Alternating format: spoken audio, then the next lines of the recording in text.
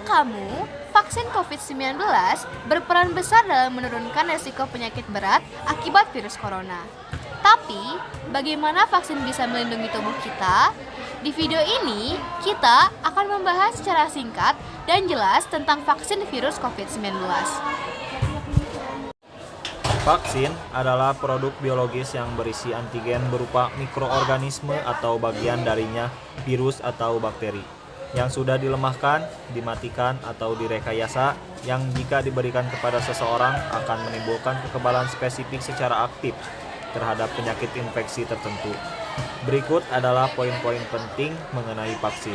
Fungsi utama, vaksin bertujuan untuk merangsang sistem kekebalan tubuh atau imunitas untuk mengenali dan melawan patogen atau bibit penyakit tanpa menyebabkan orang tersebut sakit terlebih dahulu.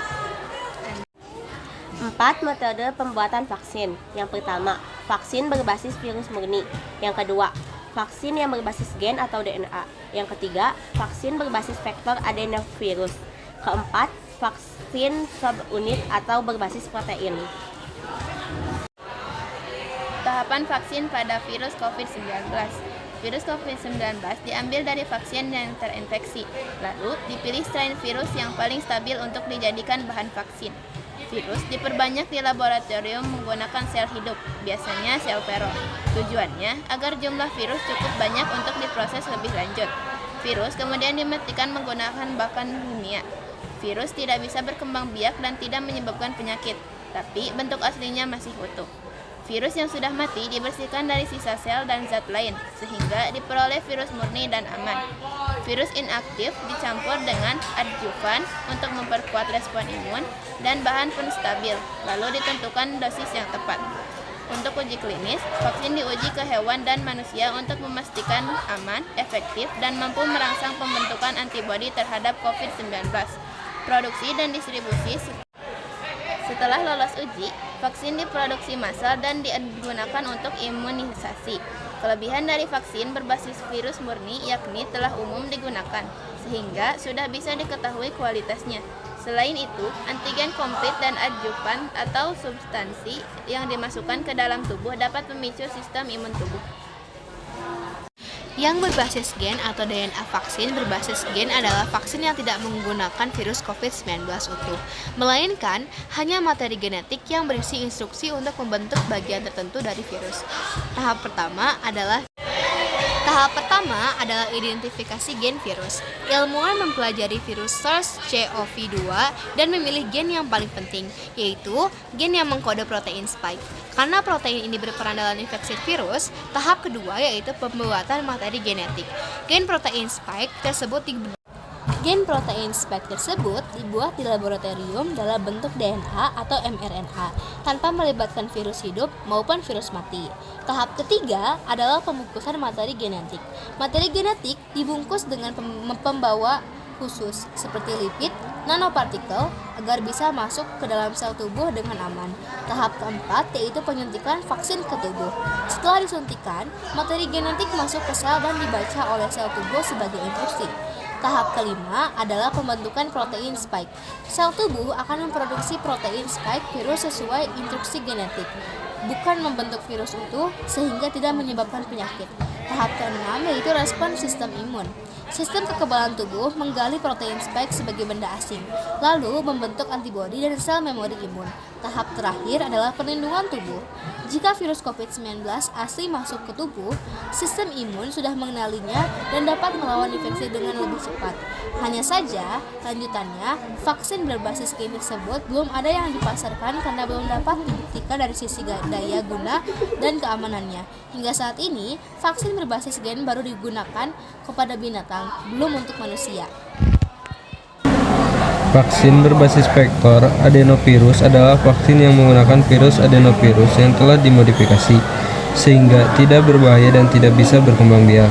Untuk membawa informasi genetik virus COVID-19 ke dalam sel tubuh, tahap pertama adalah pemilihan adenovirus. Ilmuwan memilih adenovirus yang aman dan telah dilemahkan. Biasanya adenovirus yang tidak menyebabkan penyakit serius pada manusia. Tahap kedua yaitu rekayasa genetik adenovirus. Gen adenovirus yang berfungsi menyebabkan penyakit dihilangkan lalu diganti gen protein spike dari virus SARS-CoV. Tahap ketiga adalah perbanyak vektor adenovirus. Adenovirus yang sudah dimodifikasi diperbanyak di laboratorium menggunakan sel khusus agar jumlah mencukupi untuk pembuatan vaksin. Tahap keempat yaitu pemurnian dan formulasi vaksin. Vektor adenovirus dimurnikan dari sisa sel dan dicampur dengan bahan penstabil agar aman dan efektif saat digunakan. Tahap kelima adalah penyuntikan vaksin ke tubuh. Setelah disuntikan, vektor di adenovirus masuk ke dalam sel tubuh dan mengantarkan gen protein spike. Tahap keenam yaitu pembentukan protein spike. Sel tubuh membaca gen tersebut dan memproduksi protein spike virus COVID-19 tanpa membentuk virus utuh. Tahap ketujuh adalah respons sistem imun. Sistem kekebalan tubuh mengenali protein spike sebagai benda asing, lalu membentuk antibodi dan sel memori imun. Tahap terakhir adalah perlindungan tubuh. Ketika virus COVID-19 asli masuk, tubuh sudah memiliki pertahanan untuk melawan infeksi dengan lebih cepat. Vaksin subunit dibuat menggunakan organisme hidup, seperti bakteri dan ragi. Organisme ini membutuhkan substrat untuk pertumbuhan serta kebersihan yang sangat ketat agar tidak terjadi kontaminasi oleh organisme lain. Karena prosesnya kompleks dan harus steril, biaya produksi vaksin subunit umumnya lebih mahal dibandingkan vaksin yang disintesis secara kimia, seperti vaksin RNA. Metode pembuatan vaksin subunit bergantung pada jenis vaksin subunit yang diproduksi. Pertama, untuk vaksin subunit protein, contohnya vaksin hepatitis B rekombinan. Prosesnya dimulai dengan memasukkan kode genetik antigen ke dalam sel ragi. Ragi dipilih karena relatif mudah ditumbuhkan dan mampu menghasilkan protein dalam jumlah besar. Sel ragi kemudian ditumbuhkan di dalam tangki fermentasi besar. Setelah jumlahnya mencukupi, sel ragi dipecah sehingga antigen dapat dipanen.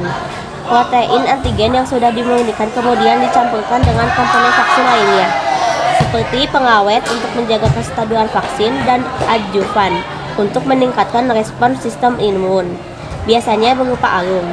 Selanjutnya, untuk vaksin polisakarida atau vaksin konjugat, prosesnya sedikit berbeda. Polisakarida dihasilkan dengan cara menumbuhkan bakteri di dalam bioreaktor industri. Setelah itu, bakteri dipecah dan polisakarida dipanen dari dinding selnya. Khusus pada vaksin konjugat, diperlukan tambahan protein sebagai tempat melekatnya polisakarida. Protein ini diproduksi dengan menumbuhkan jenis bakteri lain di bioreaktor yang terpisah. Setelah protein dipanen, protein tersebut dilekatkan secara kimia pada polisakarida. Tahap terakhir, setelah semua komponen digabungkan, bahan vaksin lainnya ditambahkan untuk menghasilkan vaksin subunit yang aman dan efektif. Dengan adanya vaksin COVID-19, kita dapat membantu tubuh membentuk kekebalan dan mengurangi resiko penularan serta dampak yang lebih serius. Oleh karena itu, penting bagi kita untuk mendukung program vaksinasi sebagai bentuk kepedulian terhadap kesehatan diri sendiri dan masyarakat.